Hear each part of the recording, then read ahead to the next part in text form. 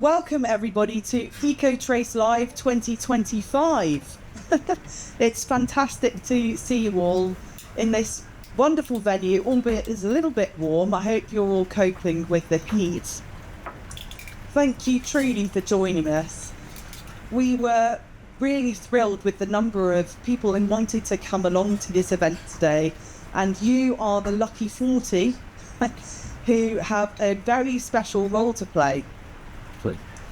I would like to ask you to take the messages that you hear today back to your wider businesses and your networks and help us to amplify the progress that we've made over the last 12 months, and also to share the optimism that we do for the future of plastic circularity in the UK. And Europe, thank you, Antoine, and the world. To make that job a little easier for you, we've provided you with a bag in which you will find a UV torch. Don't shine it in your eyes. Some reading material and some labels with UV tags on them. And you've also got a sneak peek of a white paper, here, this one, which we are soon going to publish in collaboration with some of today's speakers. Now, just 12 months ago, I stood on stage at the Advanced Manufacturing Research Centre up in Chester, and some of you here today were also in the room last year. And we launched the Ecotrace programme with bold ambitions to transform the future of recycling in the UK. At that event, myself and the Polytaggers committed to installing 12 Polytag detection units in the UK's 12 largest recycling facilities. No, but now then it's in. What? I need one thicker. Right. So you can see what it looks like. That is a plastics detection unit. And our goal was simple. We wanted to apply invisible UV tags to packaging in order to give brands access to something that they had never had access to before. And that is barcode level data that proves that their plastic is actually getting recycled. That's simple. But here's the thing, that kind of data isn't just interesting, it's fast becoming essential. Barcode level data captured in recycling centres informs sustainability strategy, but it's also crucial to help businesses respond to an increasingly complex legislative landscape. We've got the plastic packaging tax, we've got deposit return schemes, we've got extended producer responsibility, we've got digital waste tracking, we've got this recycling assessment methodology, we've even got the EU's packaging and packaging waste directives. So, accurate data is essential when you are dealing with the law and when you are trying to calculate taxes. 1 year ago, when we asked for support for the Ecotrace programme, we got it. And we sought collaborators, and we found them. Ocado, Marks and Spencer's, Waitrose, Ecosurety, and the Welsh Government, who are all here today, stepped up with significant financial backing. Thanks to them, and to the many recycling operators and label manufacturers who have welcomed us to their sites, by the end of July this year, we will have Polytag detection units in 12 of the UK's largest recycling centres in the UK. And they will be detecting barcode level data from UV tagged packaging. yeah. And that means we've done it.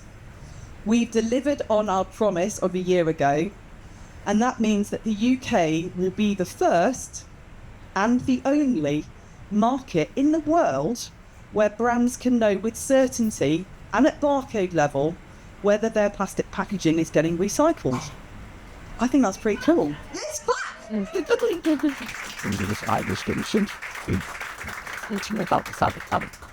Ocado, Marks and Spencer's and Waitrose are no longer guessing.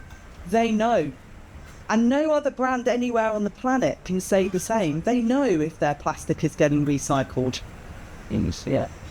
Why does it matter? Well, This afternoon, we're going to find out. Our keynote speaker, Antoine, who's joined us from the south of France, from Pellenc. Thank you so much, Antoine. And our panellists, I'm delighted to introduce Paul Sanderson from the Recycling Association, Karen Graley from the FDF, and Jess Barton from Ecosurety. They're going to explain how the Ecotrace programme isn't just a milestone, it's a proof point. What is it?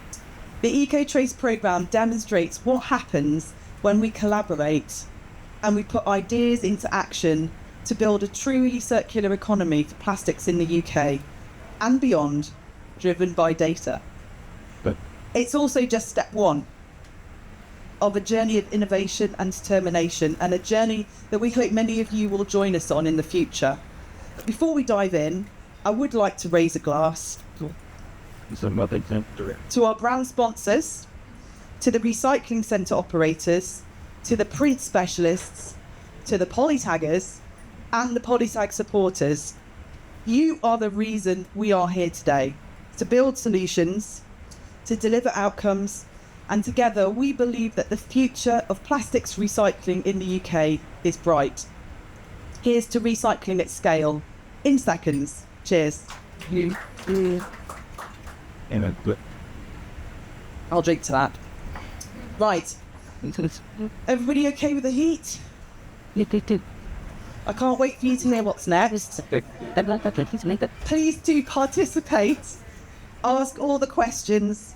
Stay cool and network with us afterwards. But now I'd like to welcome our panellists for the next session this afternoon. Thank you. I find such people.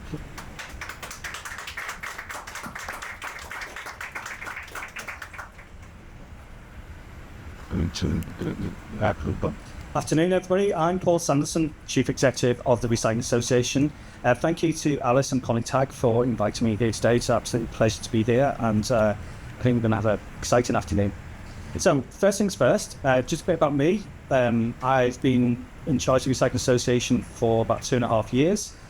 Before that, my background is a bit weird in that I was a journalist for quite a lot of my career in the recycling industry, and also ended up running my own business ultimately before joining the Recycling Association. We've got about 160 members, which are waste management companies, the big ones, the small ones. We've got recyclers, paper mills, all sorts of different companies. So we're quite influential in the recycling sector. So I'm going to get our panellists to introduce themselves. So we'll start with Karen, if you'd just like to say a few things first of all. That's good. It's always operator error, isn't it? Hello, good afternoon. My name is Karen Graley.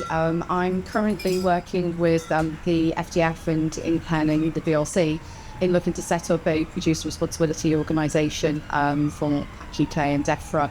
So my background, for those who know most of you in the room, and for those I don't, I've got a retail background, so it's split up 3 decades, dare I say now, and most latterly was M&S, and before that Waitrose, and you can see the links on you already.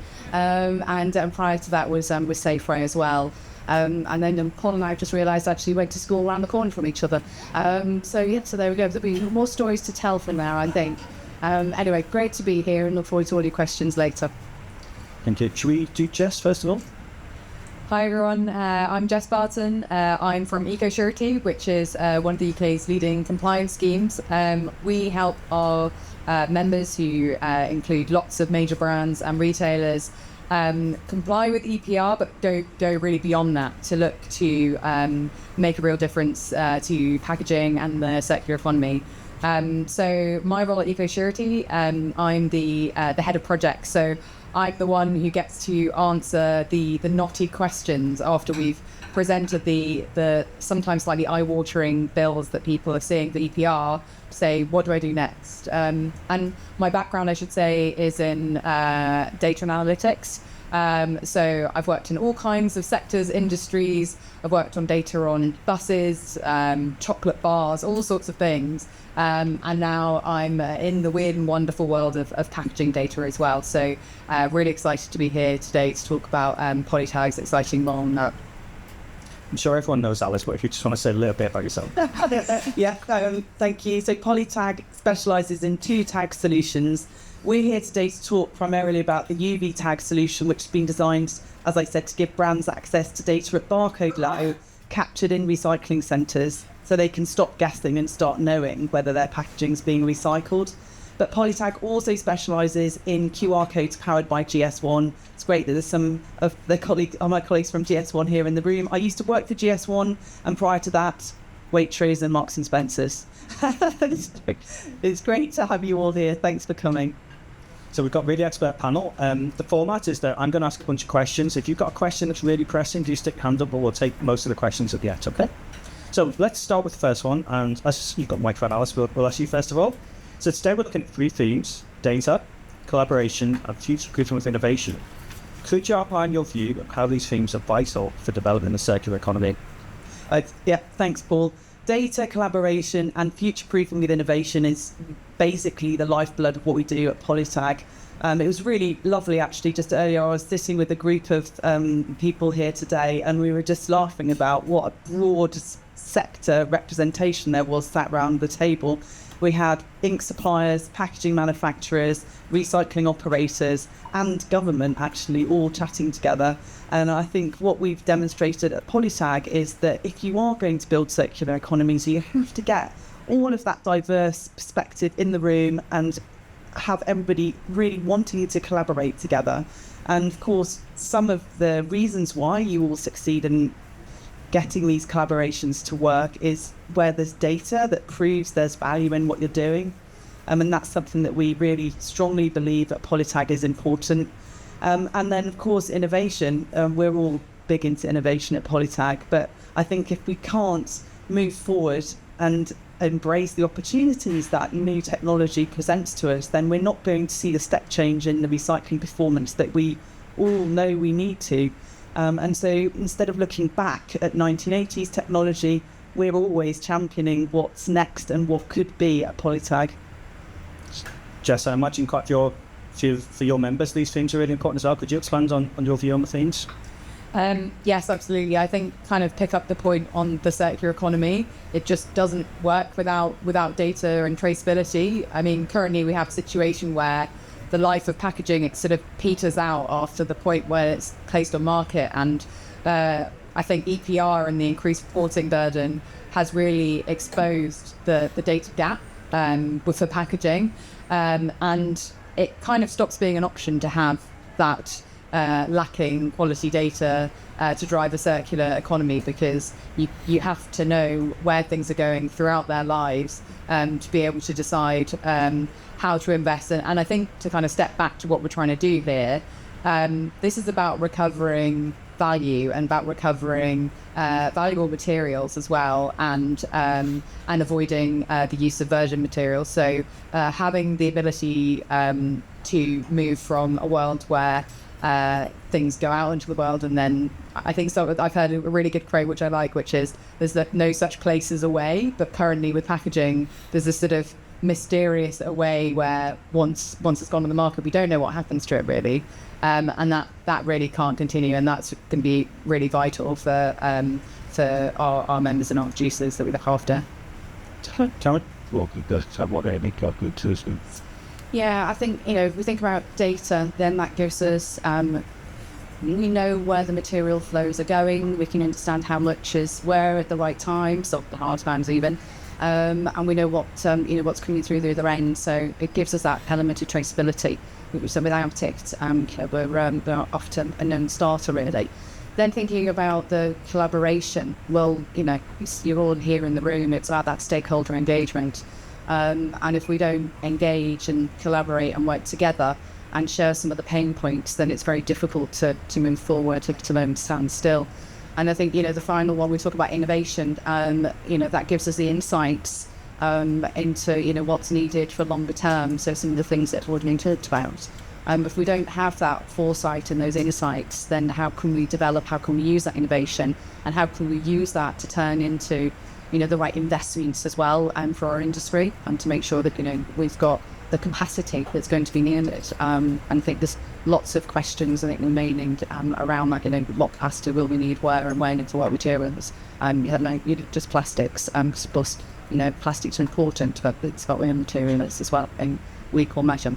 And I think one final thing is just, if we don't collaborate, then we're going to end up with probably chaos as opposed to a circular system. So I think, let's get a hold of it together.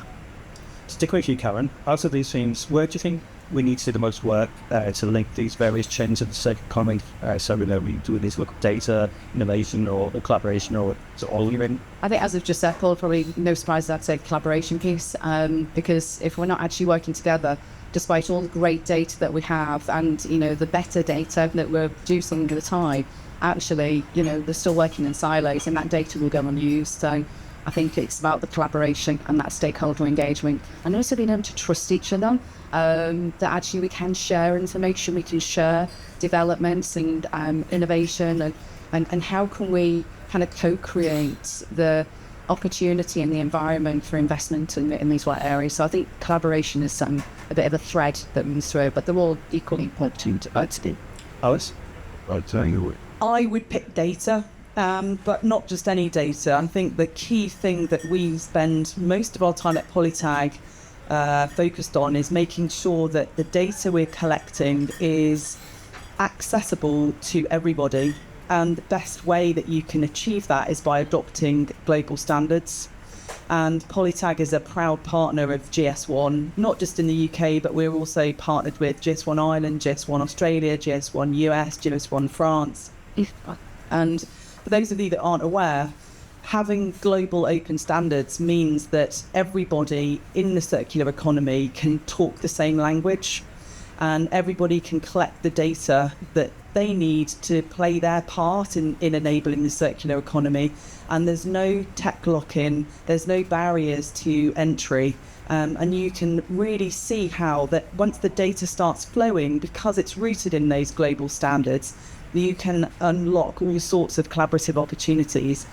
So yeah, I would say data is really key, but it's not just any data, it's data that's available to all and that's rooted in global standards. Yeah, I mean, lots of things, really good things shared already. I think it has to be a combination of all three. Although obviously I spend a lot of time thinking about the data. If we're thinking about circular systems, they're not going to be able to exist in a silo. They're only going to be able to exist if they are operational at scale. And naturally that is going to involve collaboration across the value chain, from packaging producers, the brands, the retailers, and then the end of life or kind of recovery side of things as well. And I think data helps us unlock innovation there, because it helps us identify where we can really focus our efforts and push towards real change. Fantastic. So, just want to answer this question first of all, Jess. Who or what do you think has responsibility for improving our collection of and access to data, to facilitating collaboration and future-proofing with innovation? So I think it's obviously everyone's responsibility, but the group that I spend the most time with is obviously the brands and the retailers, and whether they like it or not, EPR is a massive driver for data collection to a much higher level of detail than we've had before. The brands and retailers that we're working with at the moment are currently looking at how they will respond to the recyclability assessment methodology, which involves going much further beyond the attributes of packaging that anyone has been collecting before.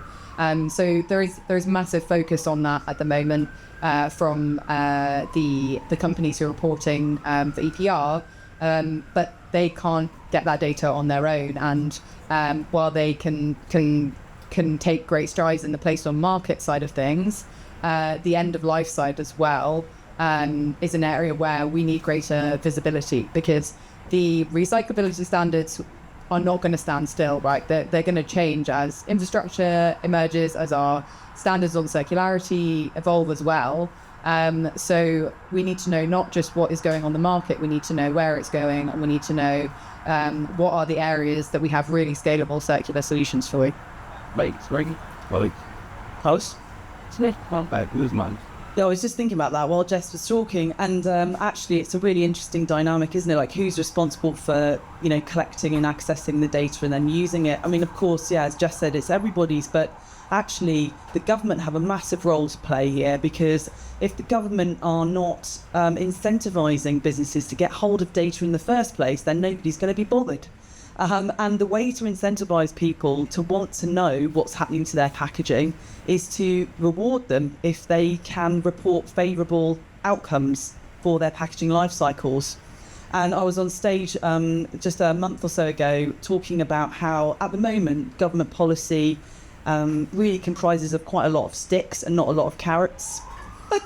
And what I mean by that is that, there is a lot of reasons why brands want data, because they have reporting obligations that they have to meet. But really, what would be brilliant is if brands and retailers wanted data because it might save them some money, because they were able to prove they were doing the right thing. And so if there is anybody that's got connections into government, that would be my message. Yes, it's everyone's responsibility to collect the data, but I think the government have a really significant role to play in making people want to and feel incentivized to get hold of the data in the first place, because they get a carrot or they get rewarded if they know that they've done the right thing. Lots of people nodding at me. I love it. Sorry. Okay. Well, lots has all been said, hasn't it, of course, but and yes, I'm going to agree that it's a shared responsibility. However, that sounds a bit grey, sorry. Yeah, I know everyone's going to die for that. But it really is down to, the producers are the ones who have the burden of the targets. They're the ones who have the burden of the fees. And we've got the regulators, trying to get the data, trying to understand actually what's there in the system. So it has to be shared. And if we don't co-own the responsibility, then again, I think it falls down to that collaboration piece, and that co-ownership into, if we forge these things together, then we'll have, better outcomes. I'm going to say a trust thing again. We just see too often across the packaging value chain, these different functions and in sectors. I don't want to say throw stones, that's a bit too brutal. I don't think we have that now, but I just don't think we've got the trust there. And I think especially around data, we need that visibility. And again, being in retail as long as I have, that's one of the phrases they say is, retail is detail. And that's what we need to get into in the coming years, is actually that detail to understand, what and why. And we the only build I've made. I completely agree with you on the trusting. I think from our perspective, from a recycling perspective, there is a view that others are out there to get the rest of us. I don't share that view, but others do. And I think we do have to trust each other better and learn from each other as well. You talked about standards, Alice. I think, we need to learn in the recycling sector how we can apply standards better. So there's a huge amount that we can do around it. So what was that? This said, happy to have a conversation. I'm happy to do it too. Jess, I'm going to ask you a couple of questions, if that's okay. So why is data so important for packaging producers today? So I think the regulatory side of things is obviously a big driver right now. There are substantial fees when it comes to extended producer responsibility associated with it, and also associated with getting it wrong. So accurate data or inaccurate data can result in quite different financial outcomes. And I think, to your point, Alice, about people aren't going to do it if they can't be bothered. I think there's a lot of reasons why people will be bothered at the moment to be more focused on data. And I think it's a really positive step, because I think packaging data is potentially being left behind compared to product data. And as I sort of mentioned earlier, without knowing the kind of full end-to-end and not letting the kind of data trail go cold, we're not going to be able to look at how we can improve things in the future. Yeah. What areas do you think there's sort of lack of traceability of the data that you have, and which particular types of data are we lacking in to have more? So I think the end of life area is really, really key. Obviously, there's a really big range from the placed on market side Some companies are much better at others at tracking their packaging and what it's made of when it goes onto the market. But often there can be a massive lag between packaging R&D and development and the time when it's actually going on the market, which then means there's another lag to when it's actually going to a recycling centre. So actually knowing what specific packaging is ending up in the recycling stream might be very, very different to what is actually being sold in your supermarket or online today. So getting the full chain of where it ends up in that traceability is going to be really important. And I think with the kind of emerging regulations around recycled content, particularly in the EU, being able to trace the flows of plastic in particular, where the EU are going to be mandating minimum recycled content for packaging, and it has to be from post-consumer packaging. It can't be from industrial side of things.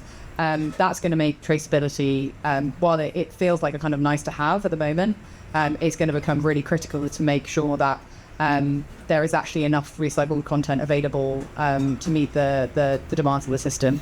Can we pass the microphone over to Karen?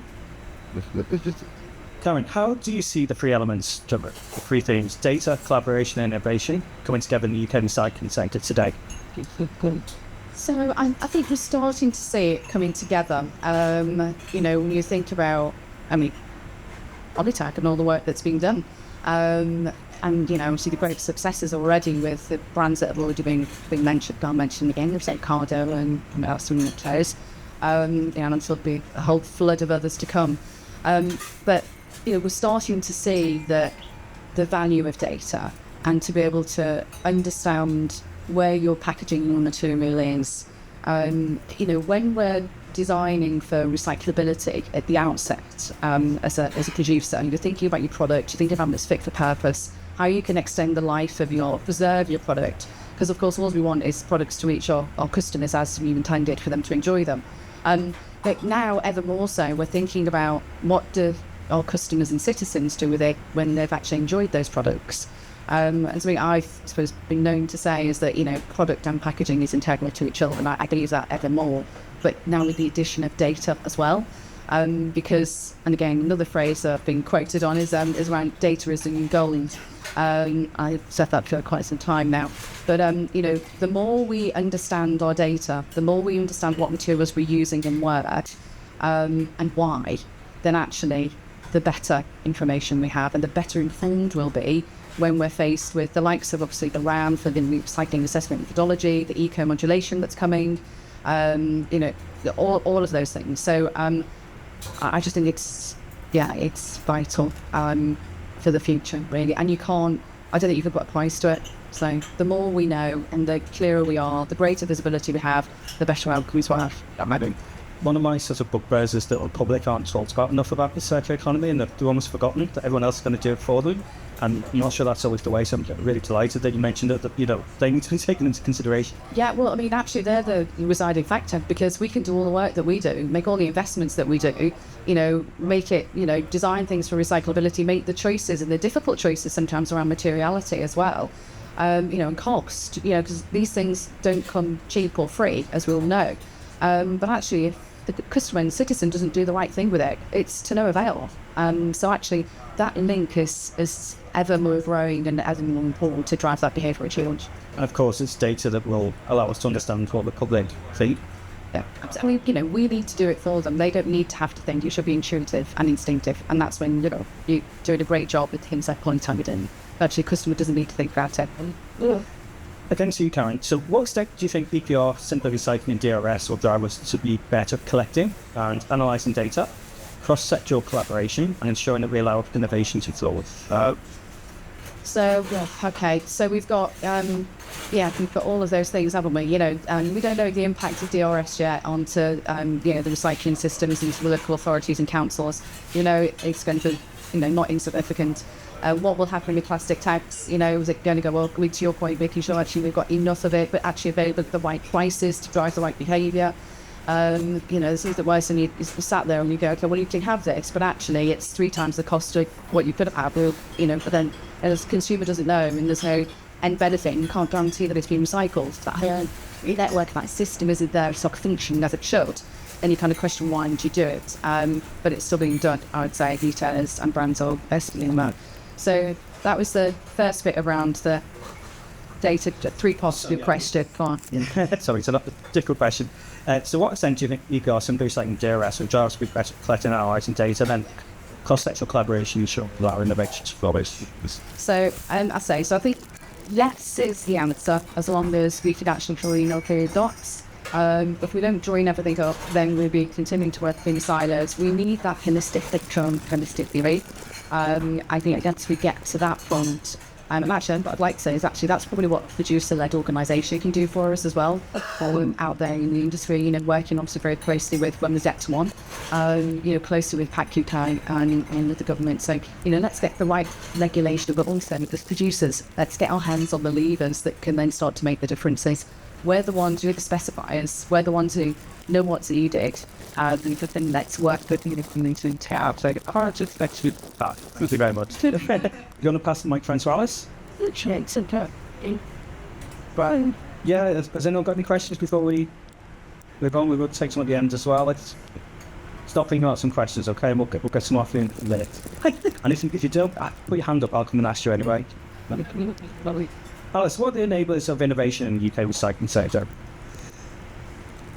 Investment, and having incentives, I think, are the two answers to that. It's really interesting space, packaging. Often it's seen as a sunk cost by a lot of the brands. They just kind of see it as a cost of doing business. But as the economics and the value of packaging and waste packaging changes, you'll see a shift in the priority and the way that packaging is treated by the brands. And I think that legislation has a big role to play in changing that as well. There's a really nice example that I keep using at the moment where you take two brands that are both putting exactly the same tonnage onto the market of, say, food-grade PET.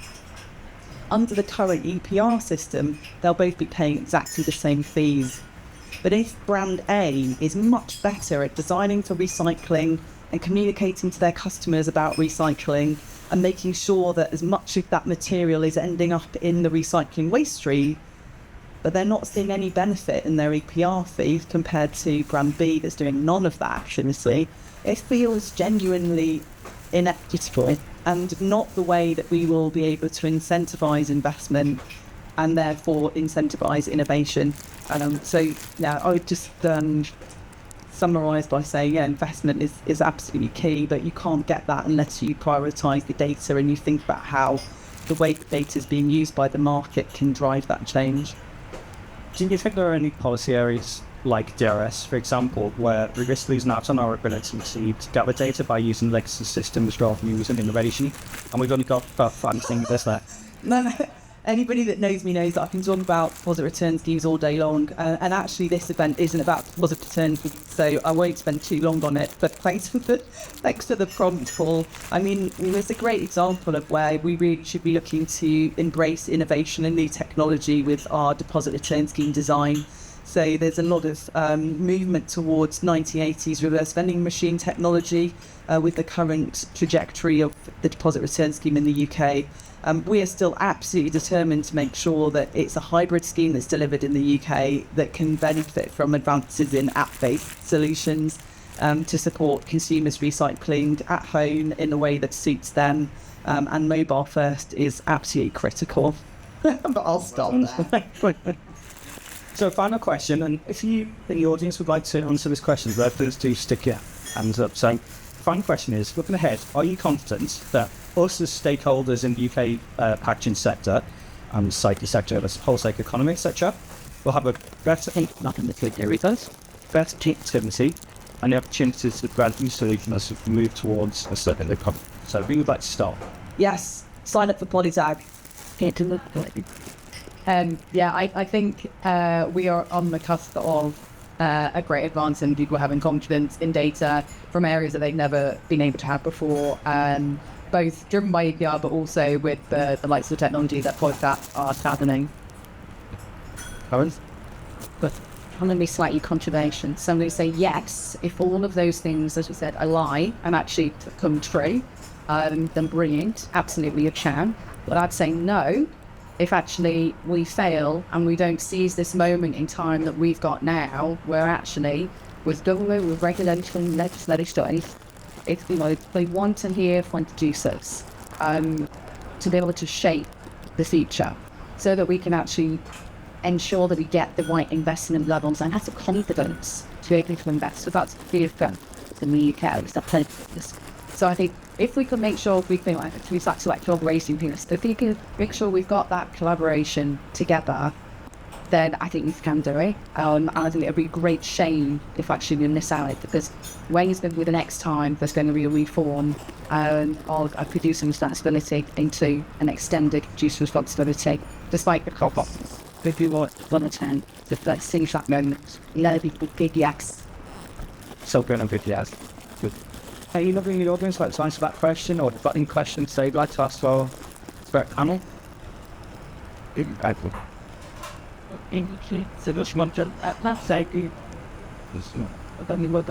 Oh, hello. So I'm Corinna from Jess UK, and I was lucky enough to be at this event last year, whether or not it's a big goal, and I'm obviously delighted that you've achieved it, but I want to know what's the next big goal. You're about to hear what the next big goal is, and so I won't steal any of Antoine's thunder, but we have been absolutely delighted to partner with Pellenc for the last 12 months in secret to develop step 2 on this journey, and I look forward to him talking you all through what's next for us and Pellenc. This is exciting. Any of the questions, please? Yeah. So I'm Sarah from CEC. You've talked a lot about how you set up the ecosystem to work end to end, and then Karen, you touched on it's only going to work if consumers actually recycle the products. So, and what do you think are the real challenges, and how do we inform, trigger, incentivize consumers to actually do the right thing in order to deliver on, in order to give the ecosystem what it needs to be? Yeah, it could sound like communication based, doesn't it? So what we need is that there's communication price, not rolling that down, very hard for we think on tag fine for other systems, but these things all coexist, don't they? So, we have that there. We know that customers don't read the packs. They might need it the first time you buy a product because you want to know how to store it, or how long do you need to cook it for, and can you put it in a microwave, or is it or in an air fryer, actually. So I think it's about that call to action that you mentioned earlier. And how can we, working with the total value chain, get that consistent message through, so it just becomes so intuitive and instinctive for a customer. You don't need to worry about it. And hopefully simple recycling does that for us, because actually it's all going into that one place. You don't need to, how many of us, even the experts in the room, we kind of go, which bin is it, I think I love seeing on LinkedIn and everything else, every time someone goes away or you're in an airport, we all take pictures of bins, because there's no consistency. And so I think once we get a bit more of that consistency and the communication to go with it, then we'll start to see some of the results from that, and some of the recycling targets go forward. Okay. So it's it. Alice, Jess, do you want to add anything to that? No? Okay. I'll admit that the other day I got something I didn't factor that said recycle, but I knew that there was no outlet for it, so I put it in the general waste because that was the best option for it. So I think we still need to get to the point where OPRL is accurate in terms of what can technically be recycled. So don't do it very often. I think it's about the application of it, though. And this again, right now where we've got the round coming into effect, actually it's really hard for brand owners to understand and assess their packs. What label do I put on for now? And, is it going to change? Well, we know it's going to change, but what's it going to change into? We've got PPWR coming in on the line. We don't have marketing, but, what you need to make sure is that we've got the loss that adds up to all of the things to treat around, the data, the operation, the innovation, and then that will help us with that communication piece, and then citizens to actually it just happens naturally. It will change as the volume starts to come through, of course. Yeah. Anybody else? Yep. Oh, here, and then back to you. If you could just say who you're away from. Hi, it's Candida from Regen in Europe on the island. It's been really interesting. I come from a brand background, so I've worked and retailer, but probably more brand, Hovis, Budweiser, Goodfellas Pizza.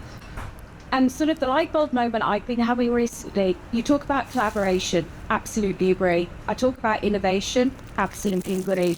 What I think is a piece of work is the start of the packaging design process, which is really key.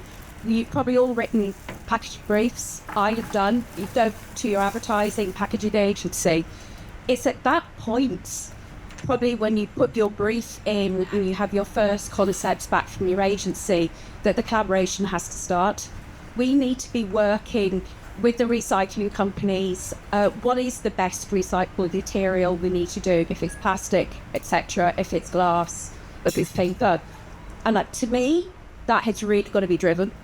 Because I'm sure the advertising agencies here, I apologise, but I think advertising agencies will give you a pitch that talks, it's 3D, it's the Pantone 56 pink, the logo is at 90% impact on your front of pack.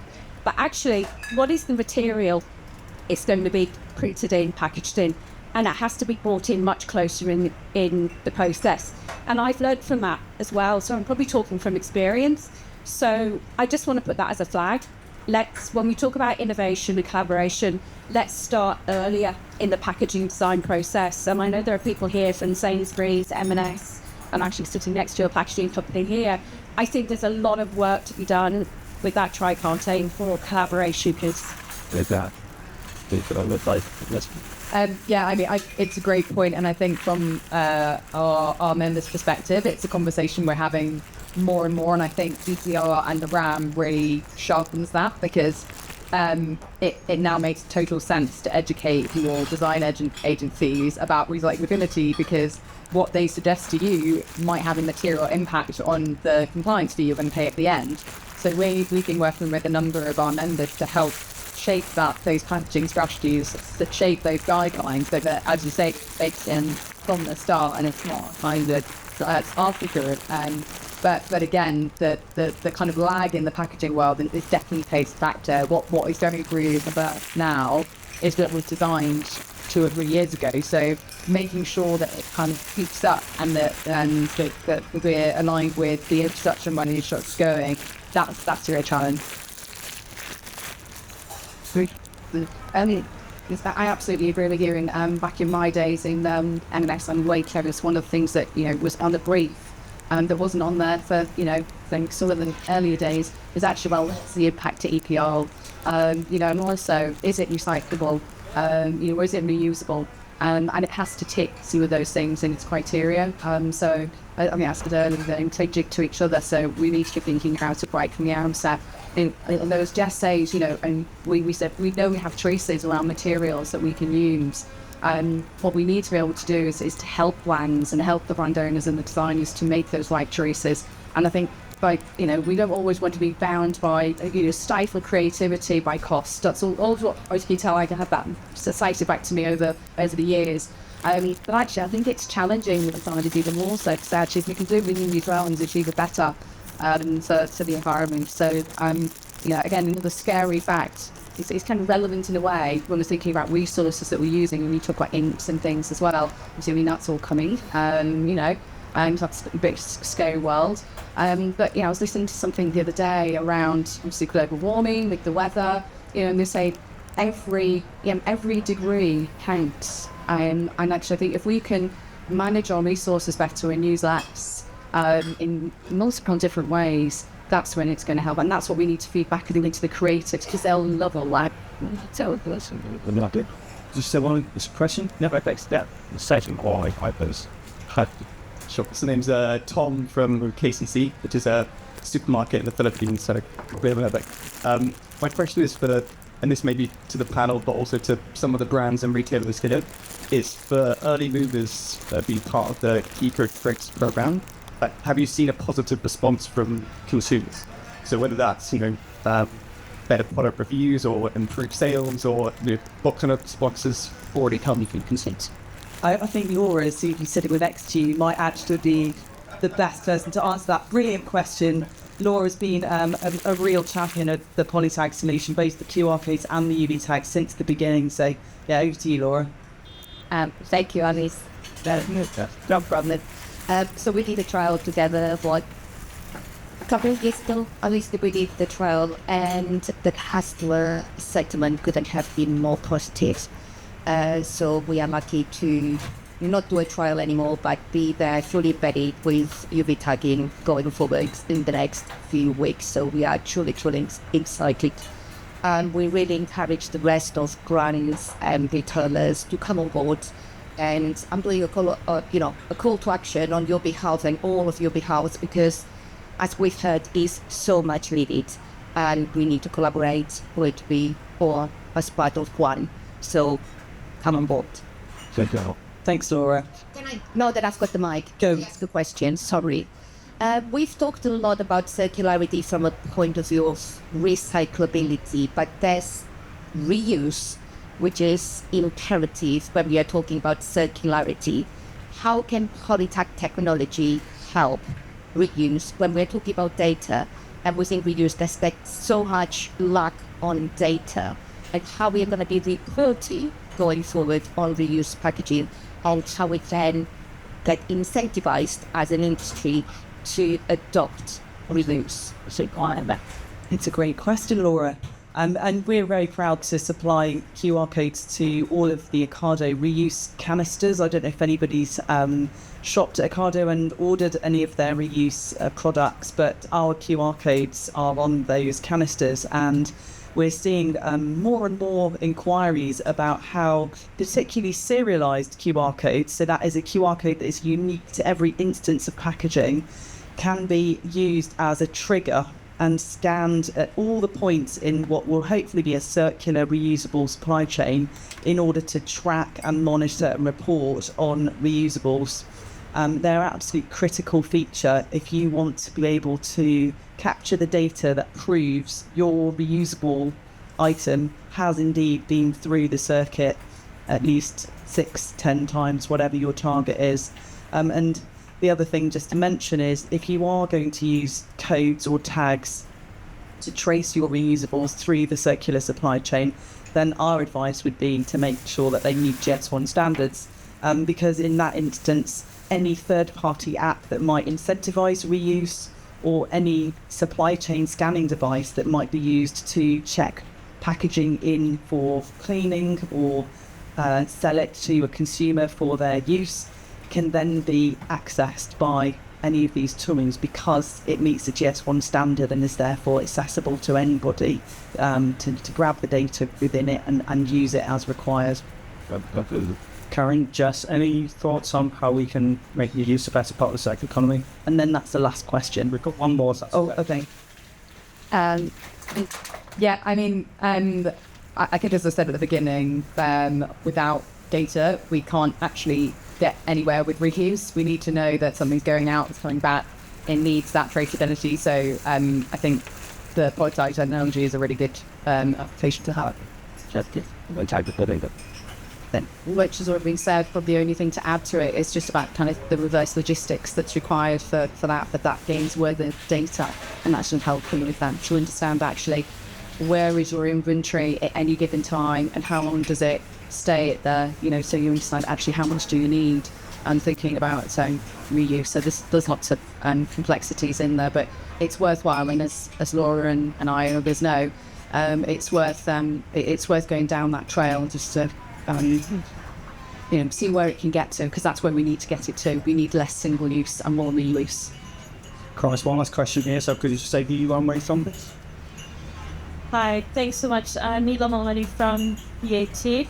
Alice, a question, I guess, on the Polytag side of things. So I think, and I 100% agree with you guys on sort of driving innovation, right, in terms of really starting at the beginning.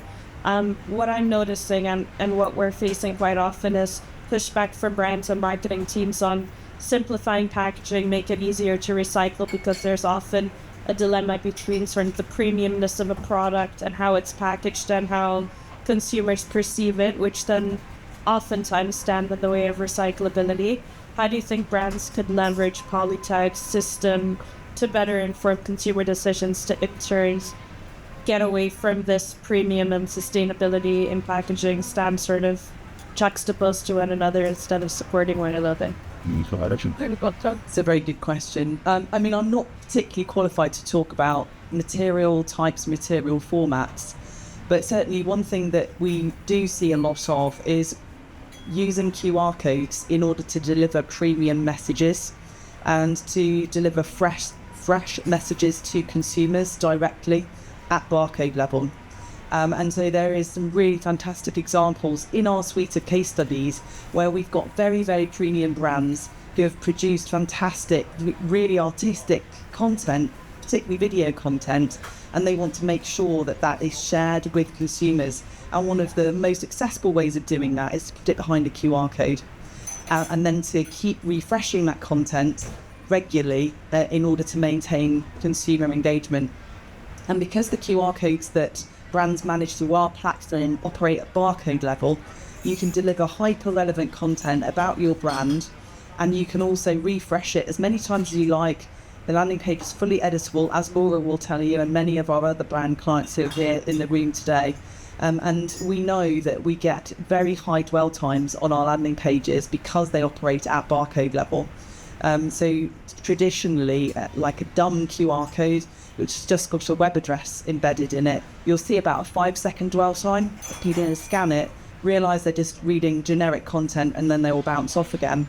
But if they scan a QR code that is operating at barcode level and they see hyper-relevant content, beautiful videography, then actually we're seeing the dwell time 7 times longer, say between 35 and 40 seconds. And that is a way of really driving home the premium message that you may well wish your customers to benefit from. Thank you very much. We need to leave it there now. Thank you for all those fabulous questions. Can I ask you to thank Karen, Alice and Jess? Thank you very much.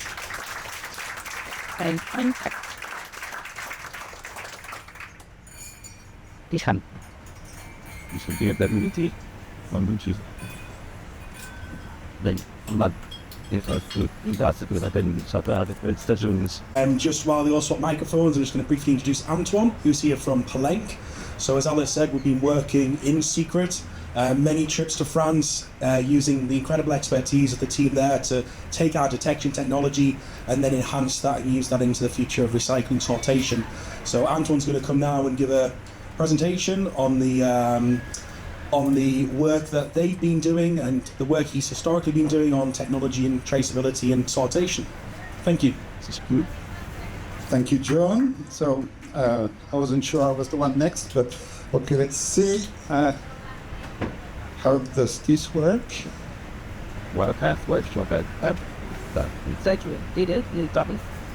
That one? Okay.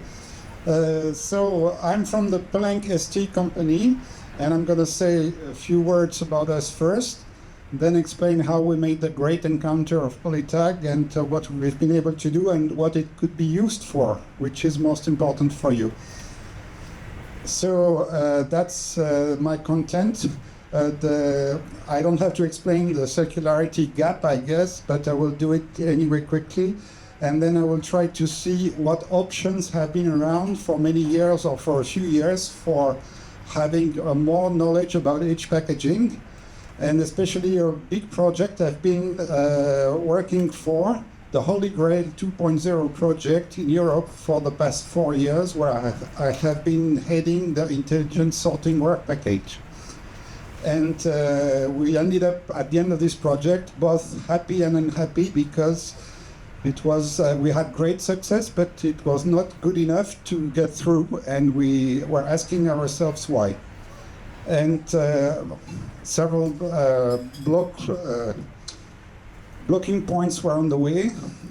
One of them is artificial intelligence, I will mention it, and then a solution appeared, which is the UV watermark enabled by Polytag. And so this is basically my plan.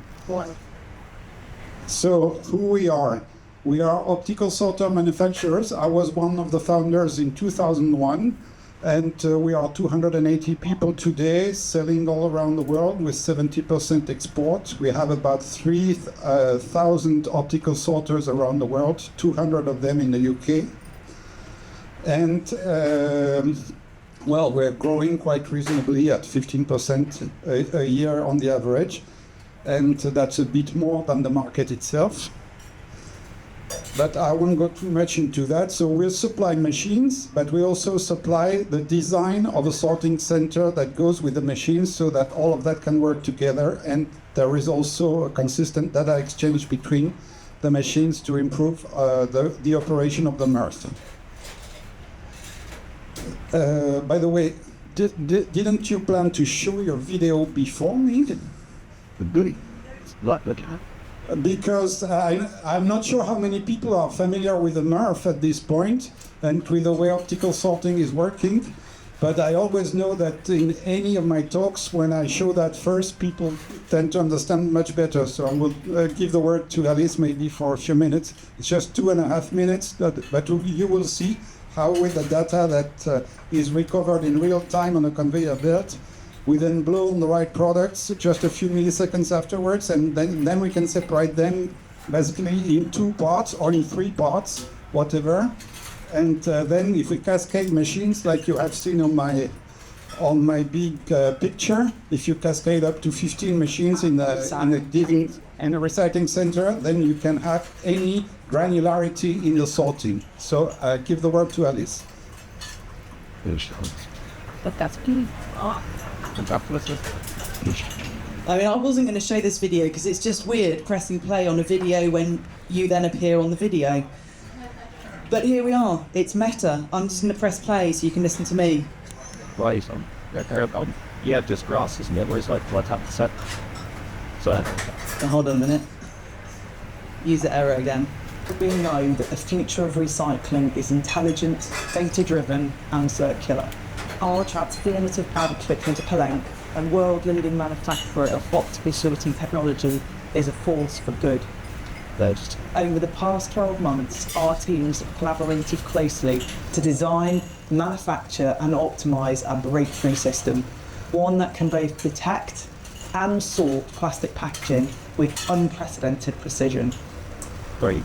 By combining Pellenc's near-infrared signal detection with Polytag's invisible UV tag encoded using GS1 open standards, we've created a system that reads the data embedded in packaging in real time in recycling centres and optimises packaging potential. We can now sort plastic based on attributes that were previously impossible. We can separate virgin PET from first generation recycled PET. We can distinguish food grade from non-food grade plastics. We can even sort by brand and barcode level detail, and all of this happens instantly, no latency, no delays.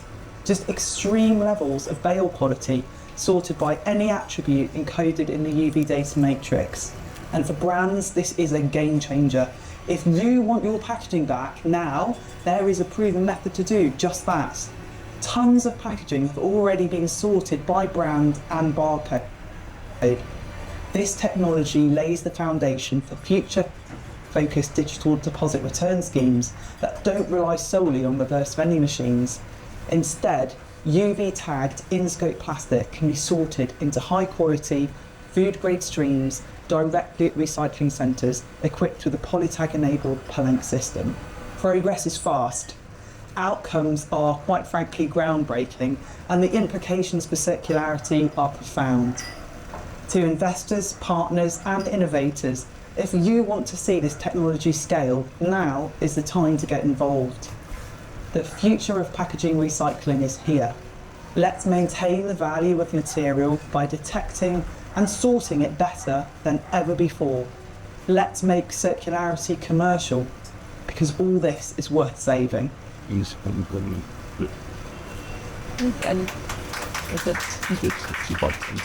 Thank you. I think my laptop's about to overheat, which is why it was a bit jumpy, but in your case study booklet, there is a QR code on the first page on the inside, and if you scan that, then you'll be able to watch all the videos. Okay. Yeah, the video is actually better than what you've seen here, and it shows very well how you can separate two types of packaging: the one you blow, the one you don't blow. So it's very basic, it's binary, and that does a great job if you cascade as many steps as you need. So this is well known with other technologies. NIR is near infrared. That's the technology that recognizes polymers, and that's the one that we have implemented since 25 years now. But then it can also be used with other criteria like the UV watermarks. So is supposed to work again? Okay.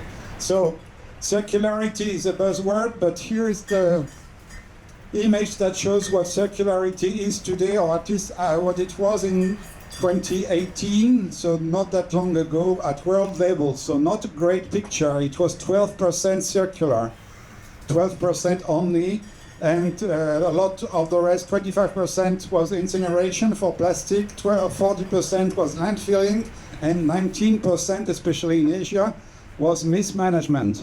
So that's just terrible. When we talk about circular economy, we are talking about the future, not the present. We should know about it. And we need to make this future the new present. That's all. And I hope. Maybe I use this? Yes, okay. Okay, so in practice, since we are in the business and we've been there for a long time, I can show you some pictures of what is circular and what is not. So circular is, for instance, the PET drink bottle, the transparent one. And this one is circular at 25%, no more, by the way. And that's the best guy in the room. Then you have the HDPE milk bottles in the UK, because here in the UK, there were this kind of natural HDPE bottles were just used for milk. So just knowing it was HDPE and it was natural color was good enough to recycle them into milk. It's not the case otherwhere in other places in Europe. Then you have transparent plastic films, PE films, so the nice ones without ink, without any color. And then some partial solutions like these PET milk bottles from France. They are gray for a greener world. That's what they say on the label. And the reason for that is that we have been able to tell that they were food grade because we have detected the carbon black inside of them. And since we have detected the carbon black, they could be labeled food grade and then put into new PET bottles. And that's why they appear differently. But these are very small circles of circularity applying to a very limited number of products. The vast majority of the plastics is not circular. It doesn't mean it is not recycled. Recycling is already a good step, but very often it is downcycled. For instance, colored PET bottles go into insulation material for roofs, anything where you don't see the color anymore because it's a dark gray. Then your PET trays very often are not even collected, so it's even worse. If you look at most polyolefins like HDPE and PP, they go mostly in garden furniture and sometimes in dark pipes. And if you look at flexibles, that's even worse. Although flexibles are almost half of the plastic streams today, most of them are either not collected or not recycled mechanically. And very often they go into incineration or pyrolysis. So we have a long way to go.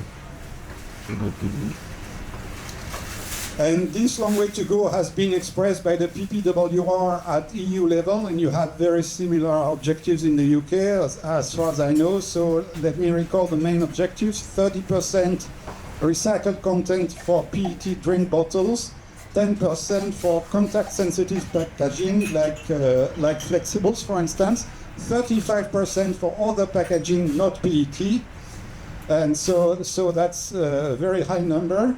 And a recycling rate target for 2035 of 55%. We're very far away from all of that.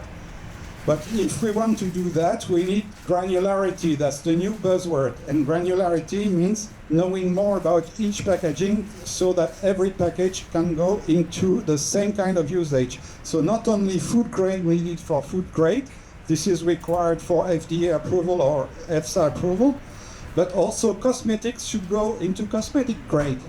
Today, L'Oreal is taking food grade to make cosmetic recycling. That's not fair because then the food guys don't have their material back. And you also need to have detergents back into detergent grade. And so if you want to do that, you've seen the products that are circular, they are mostly colorless. So you need to de-ink. You need to either not have any color or remove the color. In that case, you need dissolution of some kind. And then you also need to send each package to the recycling process it belongs to. And there are some tricky things like MFI, which is an index of viscosity, actually, that tells you in what kind of process you can put your plastic, whether extrusion or injection or whatever. So if you don't master all of that, what you end up doing is this garden furniture, all the dark pipes I've shown before. It's got big patterns. So what can you do about it? A long time ago, people have thought about putting chemical tracers and looking at them with the UV light, by the same as Polytag today. And just my company has been involved in 3 such projects in 20 years, and they've all succeeded from a technical point of view. But they've never come through, and they've never been normalized.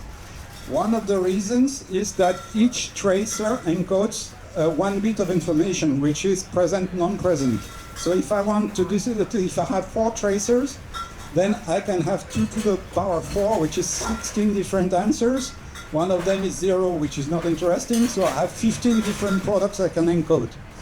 We are very far from what Polytag is proposing today, and that is the reason why this failed. Although it was proposed just a few years back, still on the market. So the Polytag project, oops.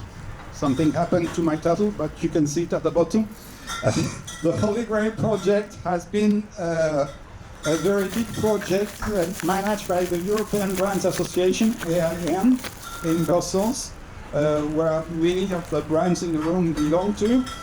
And it was funded by the Alliance to End Plastic Waste that has provided a few millions of euros to the different partners over the 4 years. And what was the purpose here? The purpose was to go beyond tracers, to use digital watermarks. So here the idea was use no ink at all and just change the pattern of printing inside your packaging, or change the surface of the project or of your product with a mold. 2 different solutions.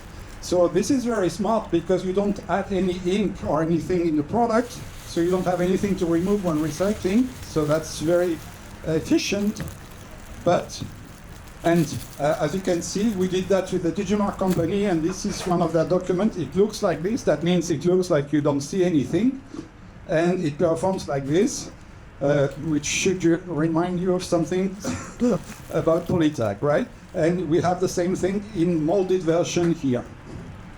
And the challenges with that is that the way you encode the values here are proprietary. So you have a specific encoding scheme by the supplier of the technology, and a decoding scheme and a decoding software also supplied by the same company. And it's a lock-in situation. Then if we put readers all over Europe to read that, they cannot read something else. And then you're bound to go with the company that has made it. Sounds a bit like Microsoft, right? But or like IBM 40 years ago. What you can do if you want to make it work, first, it's best, as you have seen quickly on the video, to combine it with the NIR for 2 reasons. First of all, not all products will be marked, so you need to also sort the rest. And second reason, for the marked products, you can extend the area that has been detected if your markers are not all over the product. If you just have one on the picture, you can then go to for the whole area of the product. And then by combining these 2 pieces of information, you can blow at the right time. Maybe it was not that clear on the video, but you have just a few milliseconds between the detection and the ejection. On the average, 20 milliseconds. Yep. And so the project went in many phases. The first one was to build the prototype, which was done at home with us and the Digimark team, so it worked nicely. But then we sent it to Copenhagen, to the Armada Resource Center, where we showed it for 4 months with different brands. And we had 260 SKUs from maybe 180 brands that supplied them. And we have shown that we could sort them individually by SKU. And in semi-industrial tests, which means that all the packaging were new, they were clean, they had never seen any food or anything else. So it was a nice situation. And in those conditions, we could sort 95% of them at real time. But then that was not good enough. We say we need to prove the real thing in a true MRF with post-consumer packaging. So we went into an industrial phase in several steps, one step in France, one step in Germany. And the last step in Germany has been finished in December of last year. So the final results are being published right now on the internet. And it was 5.5 million post-consumer items collected, because these Digimark products are already on the German market and partly on the Danish market. They were about 1% of the streams there. And so we detected and extracted them from the stream. Then they went to a second machine where we could sort them further in order to implement the circular concepts. Like, for instance, separating surface printed versus reverse printing packaging in order to send to the de-inking process the ones that were able to be de-inked. And so we have done a couple of applications of this kind. Since we had recognized 5,000 SKUs, it was possible to have many combinations. It's like maybe 3 or 4 for different recyclers. So that was great. It has set new world standards, and the product performance is really outstanding. But if you think about it, the original plan was to finish in 2022. August 2022 was my files, I remember. And we finished in December 2024 with many less brands than we had at the beginning. And you could wonder why. So the first thing we heard was AI is coming, so we don't need that anymore. AI is artificial intelligence, that means vision-based, of course.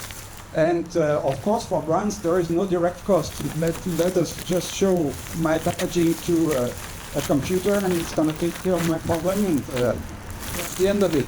So it's partly true. And by the way, there's been rapid progress about it, including us. But it's not true everywhere. But the very reason behind that, the brands were proposing the AI because they were not happy with the prices they were offered by the technology supplier. And essentially, they were not happy with the idea of being locked in with one supplier only.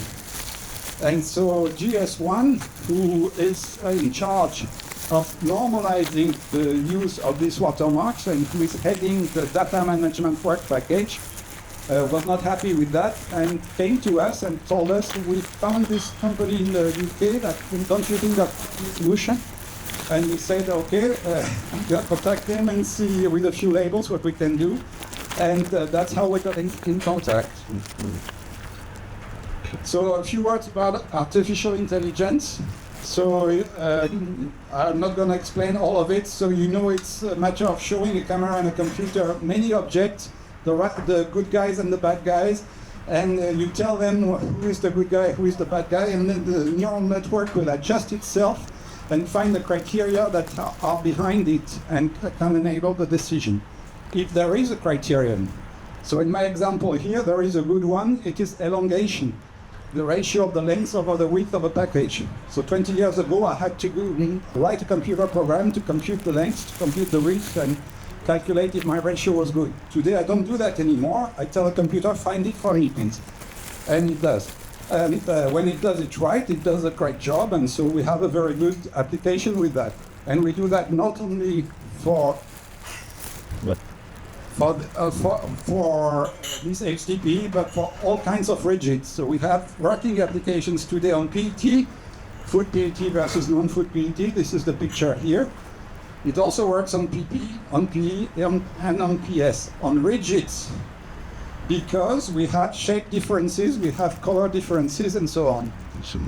It does work, but with some downcycling. That means some of my food packaging is going to be labeled non-food, And so I will lose 5 to 10% of it. So that's the price to pay, but everybody's going to accept it. So, but I need to do that because my detection is not perfect. If my detection was perfect, I wouldn't need to.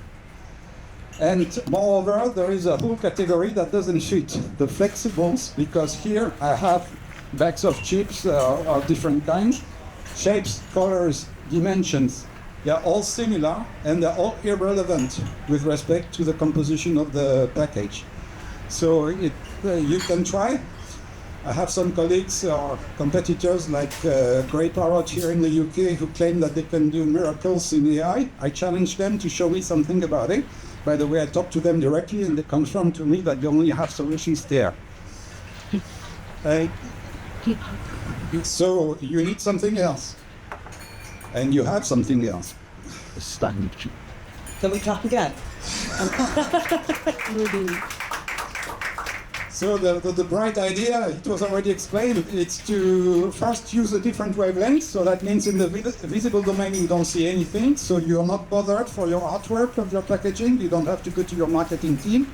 And then when you put a UV ink, you have UV fluorescence, independent of the background. And the bright idea that was mentioned by Alice is to write directly something that gives you the JTIN, which is the barcode essentially, and a bit more data, and which is a GS1 matrix compatible solution.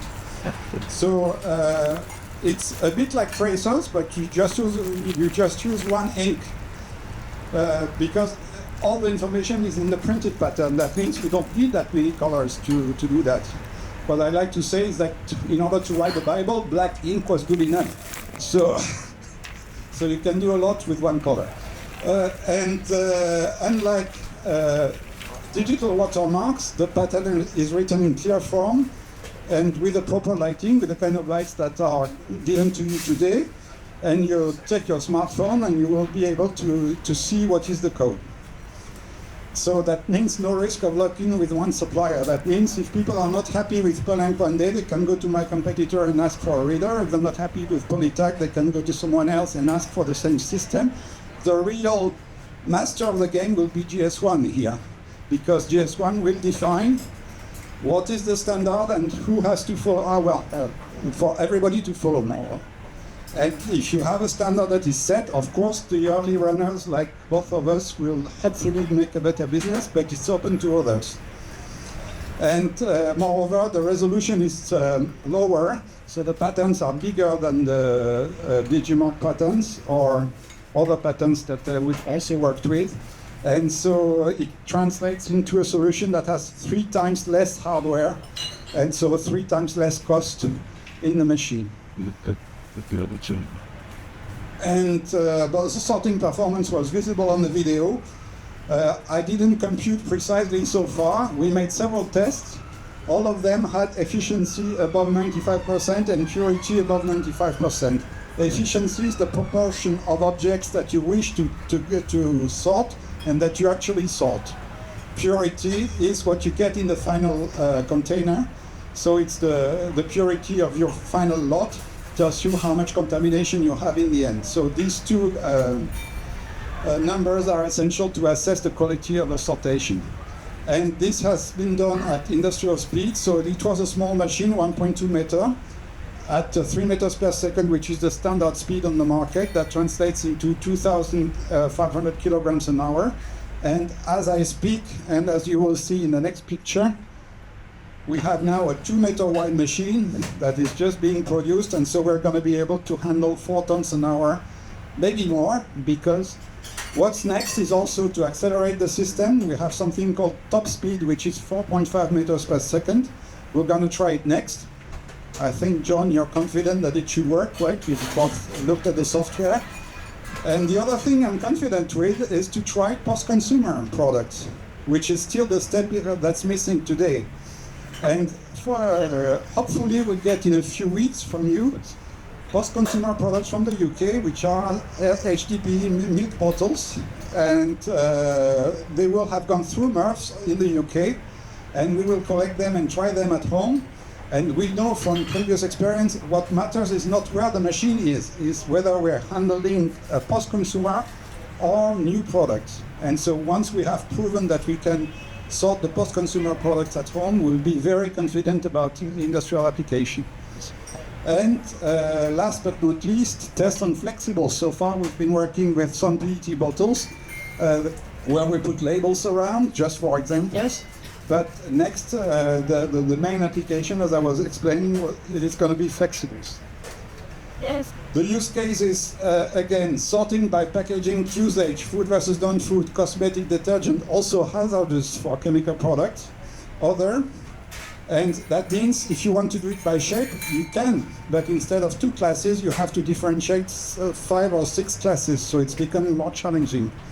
Sorting by generation, that's something unheard of so far. So you can tag objects with a label that tells you how many times they've been recycled before. If you sort these same objects and you send them to a different recycling route, you remove the label, then you put another one on the new product with an additional number showing a new cycle, and that way you can control the quality of your recycling. Right. You can sort by recycling technology, as I was mentioning before. You have many different new recycling technologies coming around on the market. They are called de-inking, decontamination, delamination. These are mechanical, but are also dissolution or depolymerization. I have an example on this photograph here. This is dissolution. That's PP flakes, your input material here. And this is a very nice transparent PP container that you can make with it. This is not from us, this is from an American company called Pure Cycle. And they are going to implement a plant in Belgium in 2 years from now. And in order to make this plant work, they need to control their input. They're very good at removing contaminants, color, and so on. But what they need to do for regulation is to ensure that their input is food grade. And so we can provide them with food grade input so that they can do a great job. And I was last week in Warsaw for the CFlex annual conference. And CFlex is working on flexible packaging across Europe and the UK, the Greater Europe 27+3. And they have a very ambitious plan to go from 2.4 million tons flexibles that are mechanically recycled today to all of that, which is 7 million tons in 2030. In order to do that, I won't go into the details, but with conventional technology, they can handle about half of that. At the end, what they cannot handle will end up in chemical recycling, which is pyrolysis here, about 1 million ton. So you have 3.5, 1 million, and you have 3 million tons in the middle that need a secondary sorting for it to work. And that cannot work with AI, and that can definitely work with UV watermarks. So I guess that's enough said to tell you what the impact can be. So the takeaways, so circularity is changing the way people are thinking about recycling. Circularity was not the way it was working 20 years ago. And the buzzword is granularity. Each package goes to the best recycling route. SKU level marking is the key. AI can do something, but definitely not everything. And UV watermarks work at SKU level and are cost effective. And I added in my last version, by the way, that they enable traceability, which is very important for you for everything that Alice has also mentioned. And we're talking about millions of tons in Europe in the next few years. And the solutions are industrial today, because the machine you've seen is out of our production hall and it's going to be supplied to a customer in 1 month from now. Antoine, thank you so much. Please join me in thanking Antoine for that conversation. Brilliant, thank you. What's up, Jane? I think everyone's got the message. Thank you so much. So yeah, you heard it here first. I don't know whether this will go down in history, but certainly we're all very excited and very grateful to have found such a wonderful partner in Pellenc, and definitely John, but many of the other Polytaggers have enjoyed several trips over to Marseille in the last 12 months, and I think you'll agree that we are onto something, and we certainly have got a lot of very exciting opportunities in the future for us to talk about and share next time we meet. You'll be pleased to know there's just one more bit. It's a message from Will. He's in India. Hello and good afternoon from India. First off, I'm really sorry that I couldn't be with you there today to celebrate the progress we've made together. We appreciate you taking the time out of your busy schedules, and I hope you're as excited as we are about the progress we've made with development of Pellenc to deliver real step change for the circular economy. I'd like to thank Antoine, Jess and Karen as our guests on the panel today, as well as for Paul for moderating. I'm sure that it's been an engaging discussion, and I know that some of you are thinking about how do we get more involved. And if you aren't yet part of the Ecotrace programme, I am pleased to be able to share we are extending early access rates until September that were due to close in July. Remember, as part of our early access programme, you get access to the QR codes powered by GS1 for the first full year. There's still time for your brand to be part of driving positive progress for sustainability in the UK. Help further extend the detection network and stop guessing and start knowing what happens to your plastic packaging. So without further ado, I'd like to extend an invite to enjoy canapes and wine out on the terrace, and hopefully a little bit of a cool breeze. Thanks for bearing with us. Enjoy.